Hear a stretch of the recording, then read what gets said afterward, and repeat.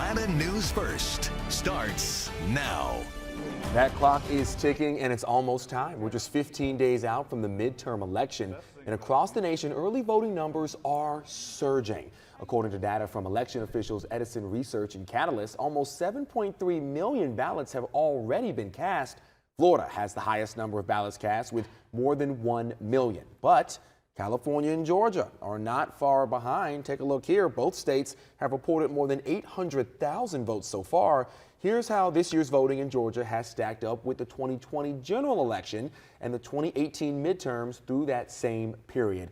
Thank you for joining us at 5:30. I'm Alan Devlin. And I'm Tracy Hutchins. Well, it turns out people over the age of 65, they are leading the charge to the polls. Atlanta News First, Abby Casores finds out what's driving that change. The numbers are strong. Data shows that people 65 and older make up nearly half of the early votes so far, despite making up a fifth of the state's active voter population. Everybody's telling their friends, you got to vote, you got to vote. And I feel more people are voting this time around. The New Georgia Project, a nonpartisan group taking seniors from Peachtree Senior Towers straight to the polls. I would have came out. If it was snow on the ground, I would have came out to vote. I think it's important. She's not alone. In a record early voting year, seniors are flocking to the polls, accounting for almost 45% of all votes so far. But this pre-election day push is a new approach for many of these voters. We ain't got to worry about nobody messing with nothing, tapping with nothing, and messing with nothing.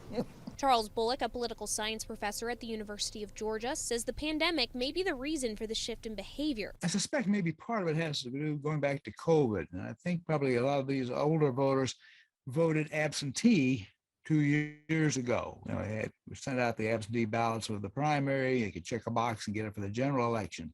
So that got them into the idea of voting before Election Day, which always they wanted to do before that. He says the tens of millions of dollars spent campaigning might also be driving early turnout. For these seniors, they wanted to vote together. It's a one excitement, all of us come up here together and vote, you know, and share experiment together. So who are these people 65 and older voting for? The women I talked to today tell me that they are voting Democrat. Bullock says that the majority of seniors will vote Republican.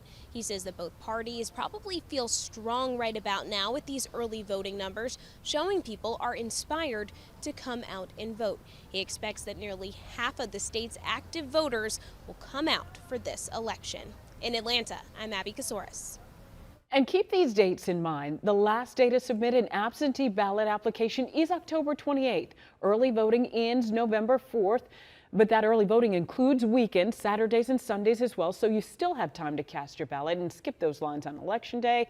And Election Day is Tuesday, November 8th.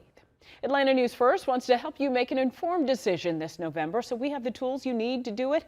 We have them all on our free app. That's where you'll find articles about each candidate in every major race across Georgia. Also, you'll find the information you need in the context you want.